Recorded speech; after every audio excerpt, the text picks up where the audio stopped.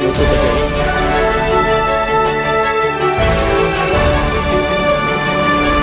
Assalamualaikum warahmatullahi wabarakatuh.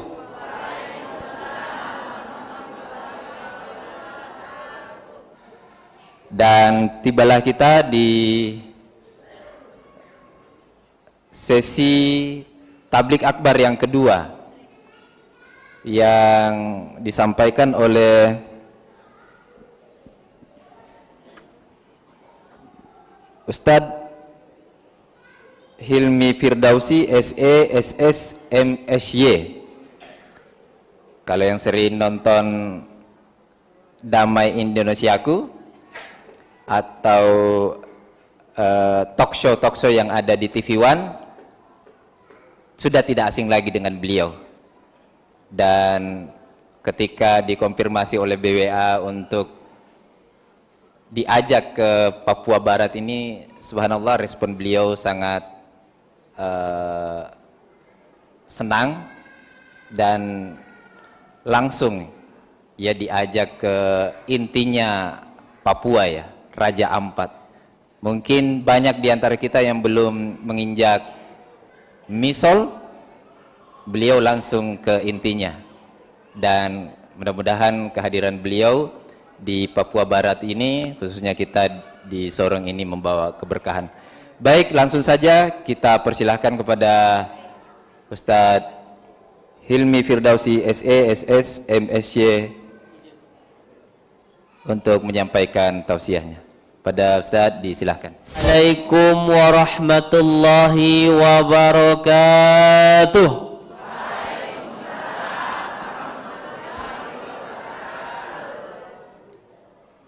Alhamdulillah Rabbil Alamin. Alhamdulillahilladzi anzala sakinatan fi qulubil mu'minin liyazdadu imanan ma'a imanihim.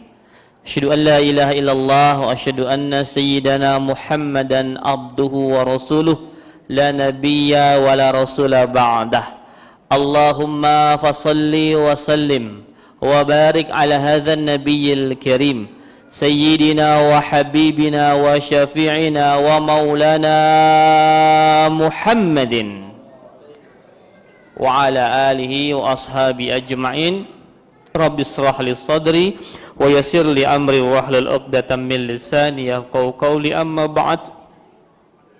Bapak Ketua MUI Kota Sorong yang saya hormati, para tokoh masyarakat, alim ulama, para asatidzah, para hujjaj, para habaib yang semuanya insya Allah kita muliakan, kita doakan semoga mereka semua diberkahi Allah Subhanahu wa Ta'ala, dipanjangkan usianya dan kelak dimasukkan ke dalam surganya Allah Subhanahu wa Ta'ala. Bapak Ibu jamaah sekalian yang juga insya Allah semuanya ini aura-aura calon penghuni surga, amin. Kalau HP saya tinggal 5% ini, ya. Tinggal 5%. Tadinya mau langsung tidur, tapi ternyata harus mengisi tablik akbar di sini. Tadi perjalanan di misol cukup memakan waktu dan kehabisan bensin. Ya, sudah tahu ceritanya ya. Ya, tadinya saya siap, saya akan berenang, saya bilang. Tapi alhamdulillah ternyata masih Allah selamatkan, kita bisa sampai ke Sorong kembali tanpa saya harus berenang, ya. Alhamdulillah. Masya Allah, tabarakallah. Bapak Ibu sekalian, tadi Teh Peggy ngomong, mana Teh Peggy-nya? Dia balik ke hotel. Ada Teh Peggy ngomong pusing terus, ya udahlah, saya temanya sekarang obat pusing. Tadi saya bingung mau ngomong apa saya, ya. Oh, Teh Peggy memberikan saya inspirasi. Kata beliau, pusing saya obatnya aja. Obat pusing itu apa? Pusing itu kenapa sih? Ya, karena kita kadang-kadang nggak bahagia, ya. Kita ini kadang-kadang nggak happy, jadi bawanya pusing terus gitu, ya Teh, ya. Punten Teh, ya, saya pakai, ya. Ya. Ibu bapak, saya tanya di sini, siapa yang mau hidupnya bahagia dunia dan akhirat? Ujuk tangannya. Oke, siap. Semua loh, ya, semua, ya. Oke, baik. Saya tanya, sudah bahagia belum sekarang? Sudah. Ya sudah, selesai pengajiannya. Kan sudah. Saya mau ngajarin obat bahagia supaya nggak pusing. Karena sudah bahagia berarti wassalamualaikum. Setuju? Ayolah, menghemat tenaga saya ini. Ya. Bapak Ibu, kita sering baca doa nih. Tadi kan Teteh juga baca doa ya. Doa kalau kata guru-guru saya itu doa sapu jagat kalau di Jawa. Di sini namanya apa? Sama juga. Sama ya. Di Sorong sapu jagat juga ya. Ya. Rabbana atina fid dunya hasanah wa fil akhirati wa qina. Kenapa namanya sapu jagat? Nah, saya kasih tanya, ada door prize nggak di sini? Nggak ada. Sapu jagat. Ada yang tahu nggak? Kok namanya sapu jagat? Ayo dong. Ya, ibu-ibu nih, emak-emak pengajian. Kenapa namanya doa sapu jagat? Bapak ada yang tahu mungkin? Apa, Pak? Iya, kenapa betul? Sapu jagat. Artinya apa? Dengan satu doa itu bisa mewakili semua keinginan kita di dunia sampai akhirat. Saya pernah ditanya, saya jamaah itu kan dari mulai anak-anak, remaja, ibu-ibu sama yang tua nanya, Ustadz, jomblo nih, remaja, Ustadz, doa mau dapat jodoh apa Ustadz? Saya kasih tahu, mau yang pendek, mau yang panjang, mau yang gampang, mau yang susah. Kalau jomblo itu Bu, mintanya yang gampang dan cepat dihafal. Ya sudah kalau gitu baca Robbana Atina. Kalau Robbana, udah baca aja deh saya bilang. Ada seorang pedagang, Ustadz minta doa supaya laris dagangan saya, rizkinya lancar. Saya tanya, mau yang panjang, mau yang pendek? Yang pendek Ustadz, ya udah Robbana Atina. Semuanya saya pentokin ke Robbana Atina. Kok Ustadz kok ngajar doa itu doang yang bisa? Enggak, saya mau ajarin yang panjang juga, tapi kan kamu nawar tadi. Ya, kebanyakan kita kan pengen yang gampang. Padahal betul, Robbana Atina itu orang tua kita nyebut sebagai doa sapu jagat karena satu doa bisa mewakili semua keinginan kita. Saya tanya, minta jodoh itu kebaikan dunia bukan? Kebaikan bukan? Kebaikan akhirat bukan? Bisa jadi, bisa juga enggak. Iya, jodoh itu kebaikan dunia, semoga juga menjadi kebaikan akhirat. Karena itu kalau enggak hafal doanya yang panjang, cukup dengan Robbana Atina. Kalau mau panjang lagi bisa Robbana hablana min azwadina wa dzurriyyatina qurrata a'yun waj'alil muttaqina imama. Doa ya Allah minta anak soleh, Rabbi habli minas solihin, Robbana minas solihin. Itu kayak gitu-gitu. Cuman kalau enggak hafal juga pakai Robbana Atina cukup. Ustadz, dagangan laris gimana Ustadz? Robbana Atina saja. Saya tanya, dagangan laris nambah rizki, kebaikan bukan? Dunia apa akhirat? Dunia apa akhirat? Kata siapa dunia? Jangan selalu berorientasi dunia. Kebaikan dunia harus langsung ke akhirat. Kok bisa Ustadz? Iya, kalau dagangannya laku, rizkinya nambah. Jangan cuma nambah gelang kalung cincinnya, nambah juga. Nih, saya pungut nih. Wah, kosong. Ya. Dagangannya laku, rizkinya nambah banyak, jangan cuma beli ini beli itu untuk kebutuhan dunianya, tapi isi juga untuk kebutuhan akhiratnya. Gitu ya. Rabbana atina fid dunya hasanah. Doa yang paling singkat kita hafal semua insyaallah. Bahkan kalau tawaf, Bu, nggak hafal baca doa macam-macam, baca Rabbana atina saja enggak apa-apa. Gitu ya. Rabbana atina fid dunya hasanah wa fil akhirati hasanah wa qina adzabannar. Cukup, Bu. Ya, cukup sekali minta kebaikan dunia, minta kebaikan akhirat, dan nanti dibebaskan dari api neraka. Cukup nggak? Cukup. Nah, sekarang saya akan kasih resep bagaimana caranya supaya kita bisa bahagia fid dunya wal akhirah. Resep bukan dari saya, dari seorang sahabat Rasulullah SAW. Ini sahabatnya jenius, namanya Abdullah, anaknya Abbas. Kita mengenal dengan nama Abdullah ibnu Abbas, disingkat Ibnu Abbas, masih sepupuan sama Rasulullah. Ceritanya begini, Abbas itu walaupun pamannya Nabi, tapi ketika Nabi mengadakan majlis taklim, beliau selalu hadir di majlisnya Nabi, membawa anaknya masih kecil, umur 7 tahun sampai 9 tahun, dibawa terus tiap hari ke majlisnya Rasulullah SAW. Ya, karena itu saya senang kalau bapak ibu ngaji bawa anak kecil, saya senang. Ustadz, enggak terganggu? Enggak. Ya, nggak apa-apa, ya paling tolonglah ibu-ibunya pengertian sedikit gitu ya. Kalau anaknya nangis disumpal sedikit begitu mungkin. Anak kecil tuh bagus dibawa ke pengajian supaya mereka sejak kecil di otaknya itu ngaji dan ngaji. Kalau dibawa ke mall di otaknya belanja dan belanja, pusing, iya kan? Dibuat anak kecil supaya otaknya ngaji, sudah terlibat dalam taklim, ikut dakwah, masya Allah dari kecil. Nah, Abdullah ini dari kecil ikut ngaji di majelis Rasulullah SAW sampai didoakan dengan sebuah doa yang terkenal. Boleh kita ikuti. Saya kalau diminta doa, saya pakai doa Rasulullah. Doa mendoakan supaya anak kita menjadi anak yang faqih dalam agama. Rasulullah memegang ubun-ubunnya, boleh dicontohkan nanti. Memegang ubunnya Abdullah, didoakan, Allahumma faqihu fiddin wa alimhu ta'wil. Ya Allah, faqihkan dia, anak ini dalam beragama, dan berikan kemampuan untuk mentakwil. Apa itu takwil? Takwil itu menjelaskan sesuatu yang kita tidak ngerti. Ya, menjelaskan sesuatu ayat yang kita nggak ngerti apa maksudnya, karena ayatnya tidak tersurat tapi tersirat. Kalau bahasa Indonesia konotatif, bias, tidak ada pengertian yang pasti. Harus diterjemahkan, itu namanya takwil. Karena itu setelah Rasul wafat, Pak, usia Abdullah itu hanya 15 tahun, tapi beliau sudah menjadi rujukan para sahabat senior untuk bertanya kalau nggak ngerti suatu ayat. Nanya ke anak umur 15 tahun, namanya Abdullah ibnu Abbas. Masya Allah, 15 tahun jadi mufti, Pak. Kita 15 tahun ngapain di Sorong ini, Pak?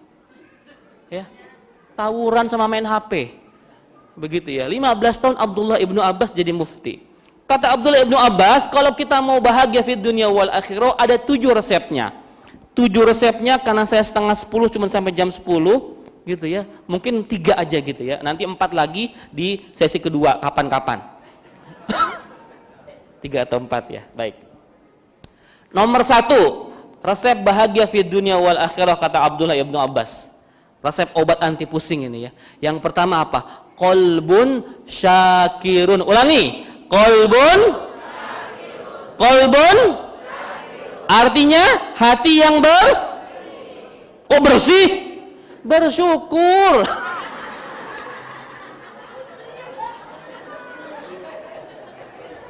Makin pusing saya ini.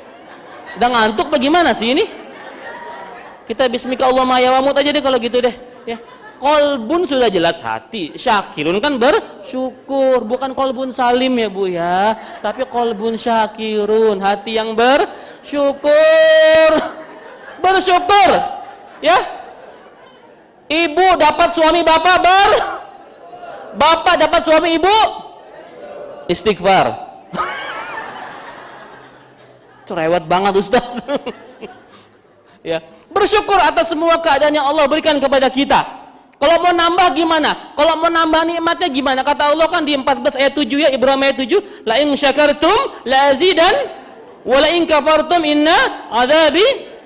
Sudah hafal semua, Masya Allah. Kalau mau nambah nikmat kita, bersyukur, Allah tambahkan nikmat buat kita ya Bu ya. Jadi kalau yang mau di sini dagangannya makin laris, makin banyak rezekinya, bersyukur Bu. Bersyukur itu dengan apa? Ada yang tahu? Ada 3. Yang pertama, bersyukur dengan hati ya. Merasa cukup, merasa qanaah, cukup aja atas apa yang Allah berikan kepada kita. Bapak, saya tanya, punya istri seperti yang di sini cukup, Pak? Cukup? Yakin? Yakin ya? Beneran loh, cukup. Ibu cukup tidak punya suami Bapak? Benar. Dikasih uang mas 1.000 sebulan cukup? Ya, cukup atas semua kondisi yang Allah berikan kepada kita ya Bu ya, cukup dengan hati. Kedua apa? Cukup dengan lisan, bersyukur dengan lisan, mengucap alhamdulillah, zikir, kalimatut thayyibah. Lisan ini penuh dengan zikir, setiap saat zikir Bu. Ibu, perempuan itu ngomongnya banyak, betul? Iya, ngomongnya itu kalau laki-laki Pak, kita ini Pak, bangsa laki-laki Pak, 6.000 sampai 7.000 suku kata sehari semalam. Berapa istri kita ngomongnya? 20.000. Artinya mereka 3 kali lebih hebat dibanding kita ngomongnya. Ibu-ibu, banyak perempuan masuk neraka gara-gara mulutnya. Perempuan memang hobi ngomong, ya nggak apa-apa. Kalau kata orang Sunda namanya lemes. Kalau kata orang bule namanya tokotif. Ya, kalau kata orang Betawi namanya bawel. Kalau kata orang Sorong namanya cerewet. Ya, sama saja cerewet ya, cerewet juga ya. Ya, itulah pokoknya, begitu ya. Ya memang sudah kayak begitu default settingnya tuh, setting awalnya, settingan pabriknya kayak begitu perempuan. Ya. Nah, bagaimana supaya omongannya yang banyak itu tidak menjadi sebab dia ke neraka? Ya, ngomongnya sih boleh, makanya ngomong yang baik-baik. Ya, diperbaiki lagi dengan membaca kalimatut thayyibah, banyakin zikir Bu, daripada banyakin ngomel. Ya. Bapak bersalah, astagfirullah, jangan nyap-nyap terus. Ya, zikir terus ya. Kalau ibu penuh dengan zikir lisannya, insya Allah nggak keluar kata-kata yang buruk.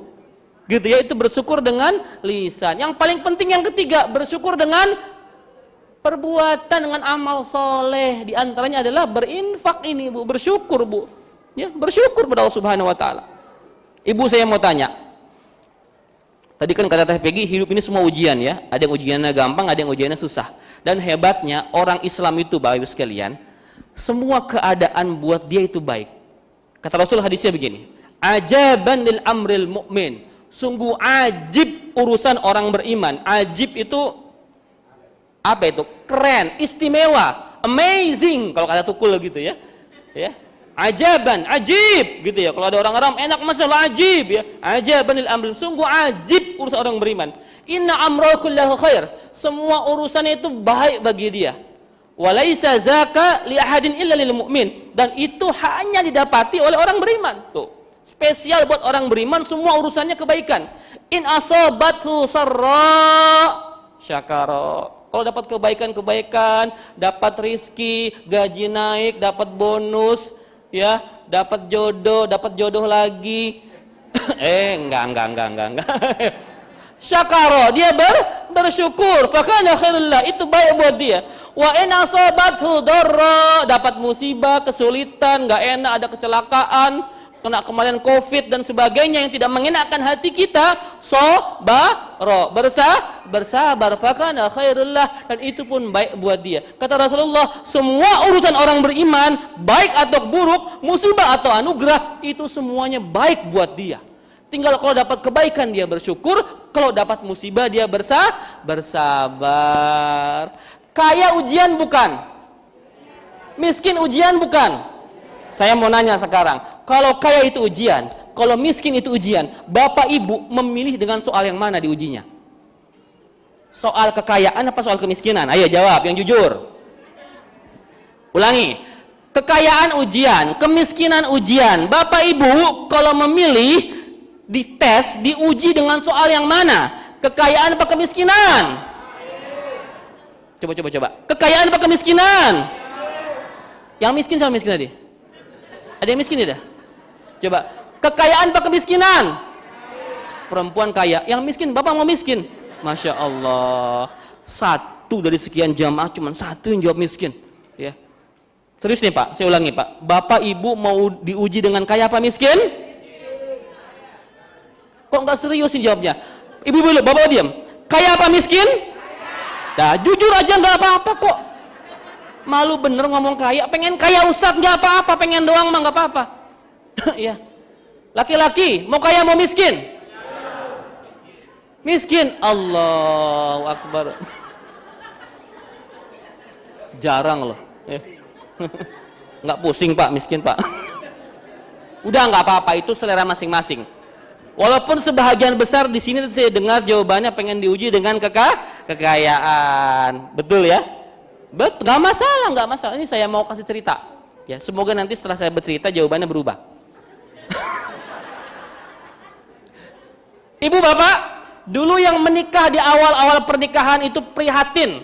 Ada nggak yang nggak punya apa-apa, orang tua biasa-biasa aja, pernikahannya itu pernikahan SPBU. Tahu SPBU? Pom bensin tahu? Dimulai dari? Iya, itu namanya pernikahan pom bensin saya menyebutnya. Coba ada nggak di sini yang pernikahannya dimulai dari nol, merangkak dari bawah, ada? Hampir sebagian besar kita menikah dulu pernikahan pom bensin. Kalau saya bahkan bukan pom bensin, saya menikah itu bukan dari nol lagi sama istri saya, tapi dari minus. Dulu saya cerita sama umi saya, kamu mau nggak nikah sama aku, pengusaha pemula yang banyak utangnya? Saya bilang begitu. Siap, mau. Alhamdulillah dia mau menerima cowok banyak utang. Ya, dan alhamdulillah sekarang udah lunas semua. Dulu gitu ya.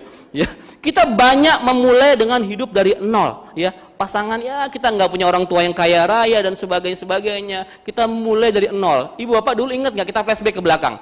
Awal-awal kita menikah, kita ya ada yang tinggal di rumah mertua di PIM ya, Pondok Indah, mertua ya. Ada yang tinggal di rumah RS 9. Tahu, rumah sangat-sangat sederhana, sampai selonjor saja susah tuh 9. Ya, tuhnya RS 9. Ya, kita nginep di situ tuh, ngontrak di situ, emang nggak mampu lagi. Kita makan sepiring berdua ya Pak ya, bukan romantis, bukan. Karena nggak bisa beli porsi yang kedua, jadi sepiring berdua. Tiap hari kayak begitu, tapi di tengah kemiskinannya, biasanya orang miskin itu Pak, takwa. Tengah malam dia bangun, rumahnya kan segitu-gitu aja Pak, kecil ya Pak ya, kesenggol dikit juga dia, abang kok bangun, gitu ya. Ya memang rumahnya kecil gitu ya. Dia bangun tahajud, dipercikkan istrinya dengan air gitu, ibu bapak kalau bangun tahajud, kalau bapak duluan yang bangun, percikkan air ke muka istrinya, sunnah Rasul. Ibu kalau ibu duluan yang bangun, percikkan bapak supaya bangun juga. Ustadz, suami saya tidak mungkin dipercik, ambil gayung, mandikan sekalian, ya sekalian mandi subuh dia. Pokoknya dipercikkan, dibangunkan supaya suami istri bangun-bangun qiyamul lail, salat tahajud, berdoa, ya Allah, angkatlah rizki keluarga kami, ya Allah, angkatlah derajat kami, ya Allah. Berdoa menangis di sepertiga malam, masya Allah. Itu Allah sedang dekat dengan kita, Bu. Ya, sudah selesai subuh, sang suami ke masjid, istri mendoakan, mempersiapkan sarapan. Jam 6 sudah siap berangkat, walaupun suaminya mungkin pegawai rendahan ya Bu ya, cuman ya mungkin office boy apa cleaning service di kantor, tapi kata suaminya begini, abang sayang, walaupun abang pegawai rendahan, tapi please deh bang, jangan pernah berpikir yang aneh-aneh. Adek lebih rela lapar, lebih rela kelaparan dibanding abang membawa harta yang haram ke rumah. Pokoknya semangat kerja ya bang, cari yang halal. I love you bang, muah, begitu kata istrinya kepada suaminya. Boleh gak? Boleh. Orang miskin boleh romantis gak? Boleh. Romantis bukan monopoli orang kaya, ya. Orang miskin juga boleh romantis, tidak apa-apa, ya. Sang suami masya Allah dimotivasi sama istrinya. Wah, bangkit semangatnya, semangat luar biasa, kerja jujur dia, kerja ulet sampai dilihat sama atasannya, ini orang kok kerjanya masya Allah. Naik jabatan pelan-pelan. Di rumah istrinya mendoakan sholat duha, Bu. Ibu, perempuan itu saya bilang semi wajib untuk duha. Ya, walaupun itu sunnah Bu yang muakkad, tapi itu wajib lah buat perempuan. Kan duha itu paling gampang Bu. Duha itu membuka rizki suami. Ya, suami kerja di luar, ibu duha di rumah. Itu penting, masya Allah. Ya, kombinasi kerja keras dan doa seorang istri itu jadi Bu, insya Allah. Allah dengar tuh doa sang istri, pelan-pelan suaminya naik jabatan terus sampai ke jabatan CEO, ya seperti Ustadz Heru. Ya, CEO itu artinya apa Bu? Apa artinya CEO? Ada yang tahu nggak CEO apa artinya? Betawi itu saya keluar Betawinya deh. Chief Executive Officer, Direktur Utama gitu aja, dirut gitu ya. Direktur utama, jadi direktur utama, masya Allah. Dari bawah sampai merangkak ke atas. Kira-kira kalau direktur gede nggak gajinya? Besar nggak gajinya? Besar.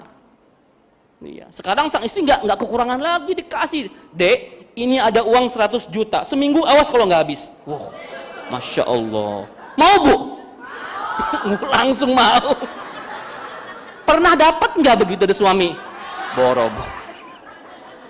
Bukan 100 juta Ustadz, 100.000. Alhamdulillah, 100 juta habis, masya Allah.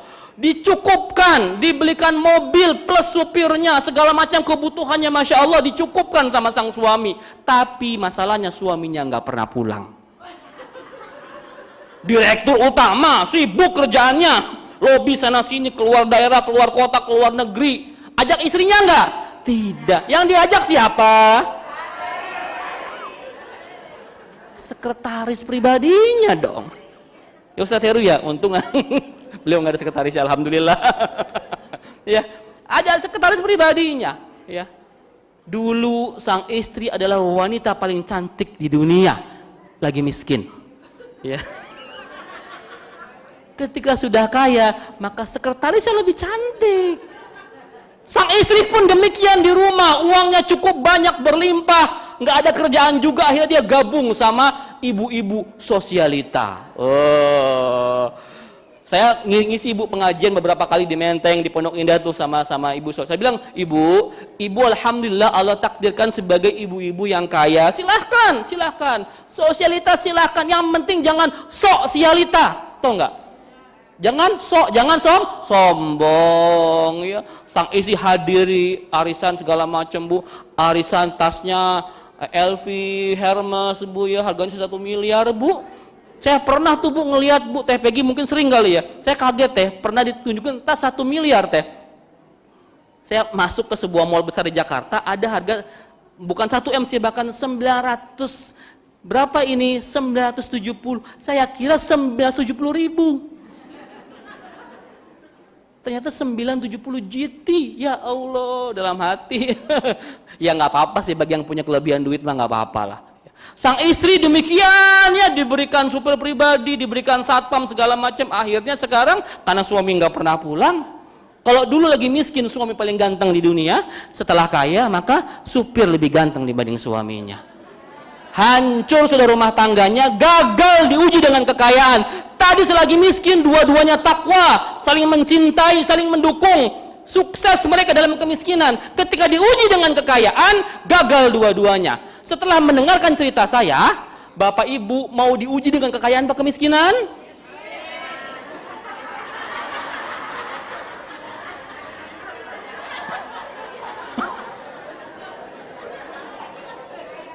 Ada yang berubah pendiriannya goyang, ada yang tetap kaya Ustadz.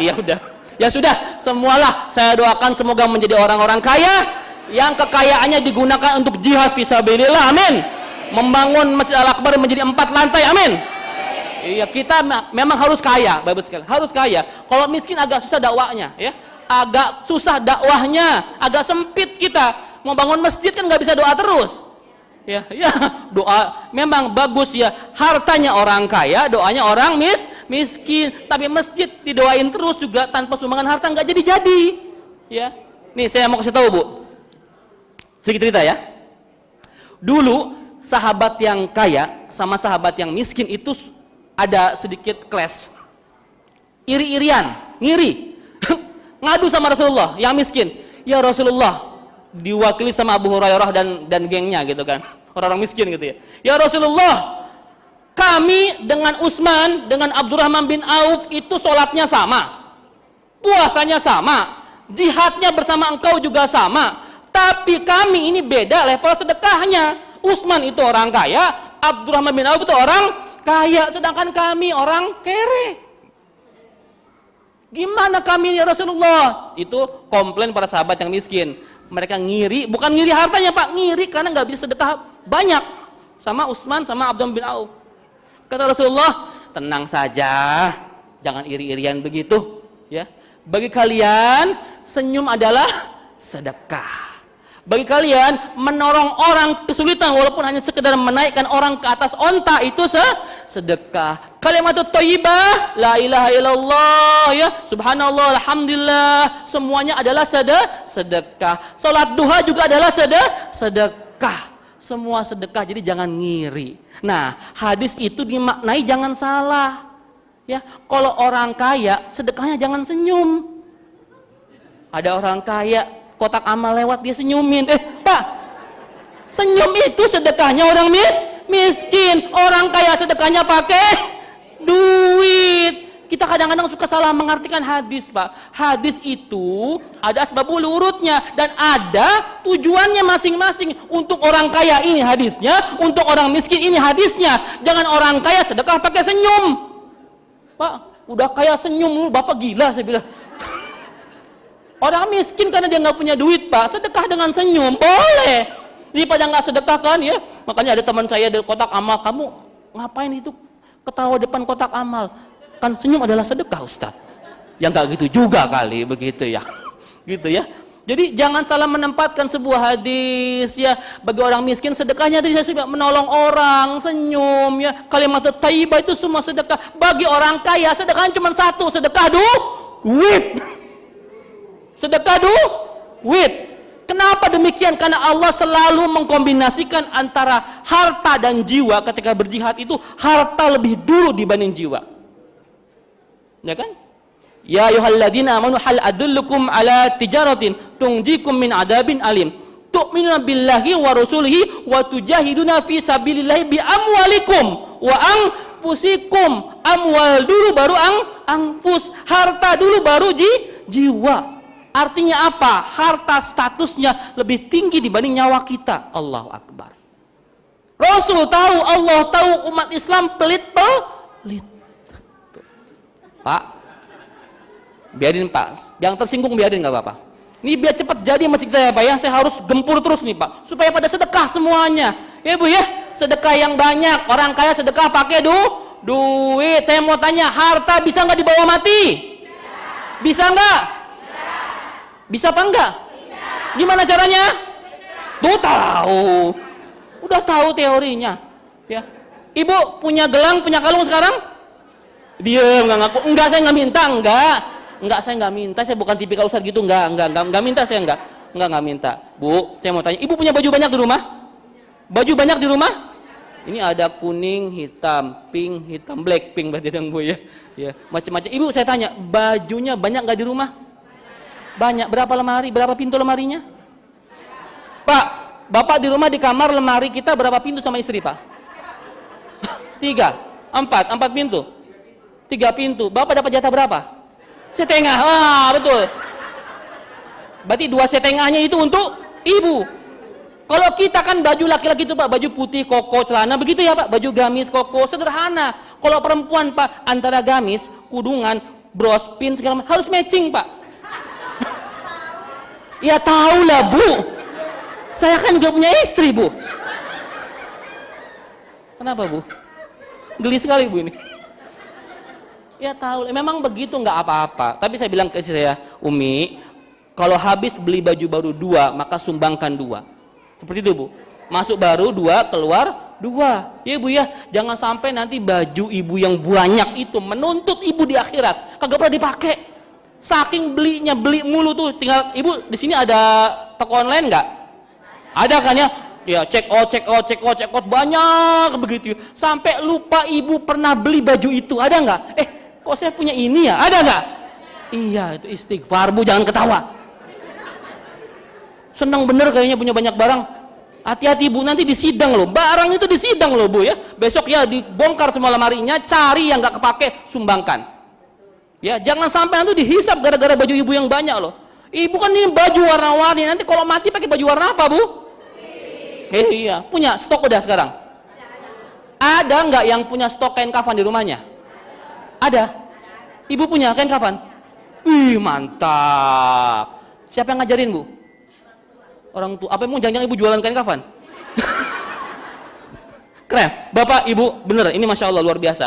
Nggak semua orang loh stok kain kafan. Saya pun belum nyetok Pak. Ya, kain kafan untuk persiapan kita meninggal dunia. Ustadz kok ngomongnya begitu sih, Ustadz serem amat. Enggak Bu, ngomong kematian enggak nyeremin, bukan pamali, bukan. Orang yang selalu mengingat kematian adalah orang yang paling cerdas. Ya Bu ya, termasuk diantaranya menyiapkan peralatan dia untuk meninggal dunia. Teman saya sampai terinspirasi membuat sebuah paket meninggal. 1 koper isinya kain kafan dan alat untuk mengurus jenazah. Dibeli 1 koper Bu, paket perbekalan meninggal, supaya nanti kalau kita meninggal dunia tidak merepotkan orang lain. Ustadz mau nggak jadi brand ambasadornya? Saya bilang nggak usah deh, saya bilang.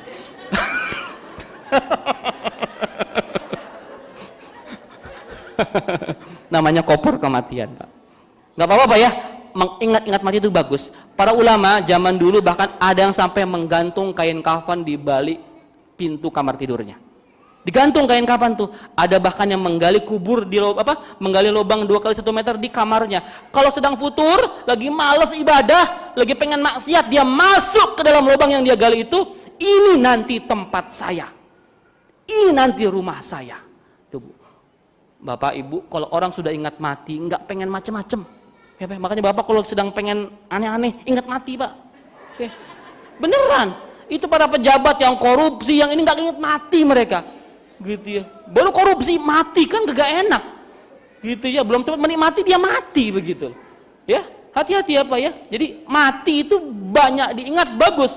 Aksiru zikru hazimil lazzah, kata Rasul. Perbanyaklah engkau mengingat pemutus kelezatan dunia, ya'nil maut, yaitu kematian. Banyak-banyak ingat mati. Sahabat saya, Pak, pernah bertemu seorang syekh di luar negeri. Cerita begini, Ustadz, saya pernah bertemu seorang syekh yang dia memakai imamah.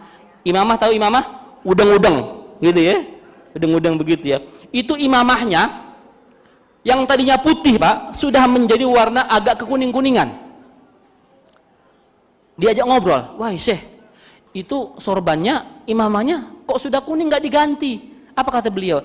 Ini imamahku ini sebenarnya adalah kain kafanku yang telah aku persiapkan sejak 30 tahun yang lalu. Sejak 30 tahun dia telah memakai kain kafan di kepalanya sampai warna putihnya berubah menjadi warna kuning. Tapi belum mati-mati juga. 30 tahun ingat mati, nggak mati-mati juga. Ibu nggak ingat mati, besok mati gimana? Ya, perbanyak ingat karena Israel datang itu, Pak, nggak ngasih WhatsApp dulu, nggak kirim SMS dulu. Enak ya kalau kasih WhatsApp, dear warga Sorong, besok aku akan datang mencabut nyawamu. Nggak begitu kan? Nggak ada. Datang begitu aja, mendadak tiba-tiba. Kira-kira kalau sedang pengajian begini, mungkin tidak ada Israel di samping kita. Mungkin tidak? Mungkin tidak. Kira-kira jamaah pengajian bisa nggak meninggal dunia? Lagi ngaji meninggal bisa nggak? Lagi sholat meninggal bisa nggak?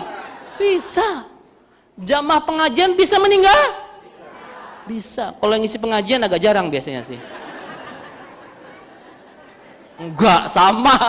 Justru ini incerannya Israel nih katanya nih ya. Tapi saya, Bu, Masya Allah, saya selalu bilang gini, saya kan dakwah, Bu, dari Aceh sampai Papua, Bu. Doa sama Allah, ya Allah, matikan aku tatkala sedang berdakwah. Pengen, Bu, kayak begini, Bu. Saya lagi megang mic, meninggal dunia nggak apa-apa, Bu. Yang penting ngomong yang benar gitu ya. Jangan ngomong aneh-aneh tiba-tiba meninggal gitu kan ya. Ngomong lagi baik-baik sedang berdakwah meninggal dunia, Masya Allah, kematian yang indah, husnul khatimah. Dan ada kabar gembiranya, kata Rasulullah SAW, seseorang itu akan dimatikan sesuai dengan kebiasaannya. Ya, Bu ya.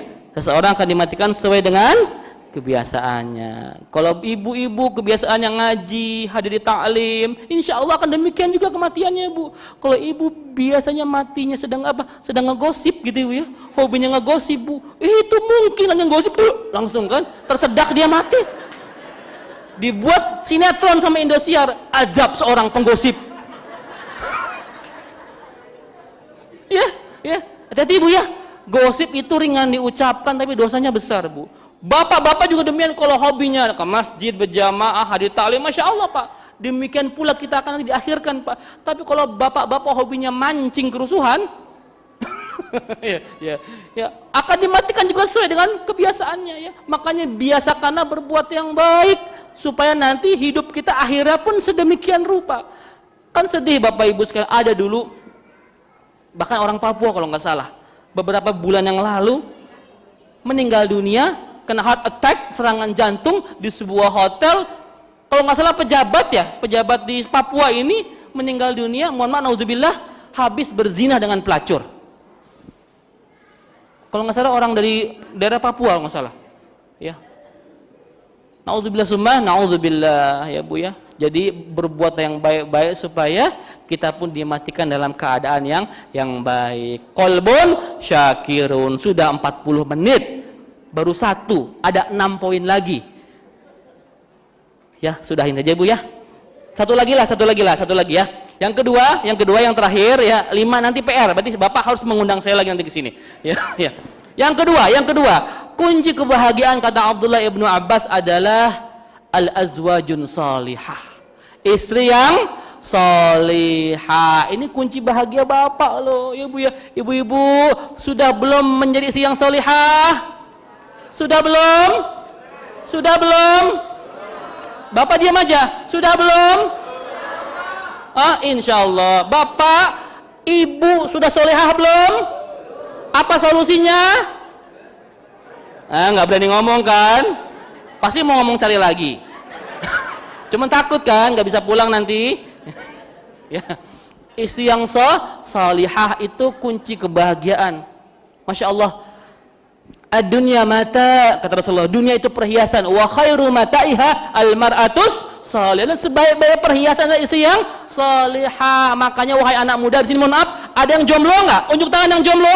Saya sedang safar ini, saya mau doakan. Yang jomblo ada di sini? Yang jomblo unjuk tangan, boleh. Yang janda duda boleh. Yang jombloan jomblowati unjuk tangannya. Yang enggak ngaku jomblo selamanya, ayo. Ada? Oke, ngaku jomblo. Duda-duda boleh ngaku. Oke, baik. Mau saya doakan enggak? Antum juga boleh ngaku. Tim BWA boleh ngaku. Yang jomblo malam ini, bismillah, saya sedang safar nih. Insya Allah doanya makbul. Saya doakan semoga mendapatkan jodoh terbaik dunia akhirat. Amin. Ya, Masya Allah. Ini paksa Pak Haji. Ya. Pak Haji, istri solehah itu obat pusing Pak Haji. Ya, insya Allah dapat Pak Haji ya. Insya Allah ya Pak Haji. Ya, istri yang solehah. Anak-anak muda para jombloan, kenapa harus dapat istri solehah? Ya, karena kata Rasulullah, kalau mau milih pasangan tuh 4 kriterianya. Ya, ini berlaku bagi laki dan perempuan sama saja. Ini terakhir dari saya.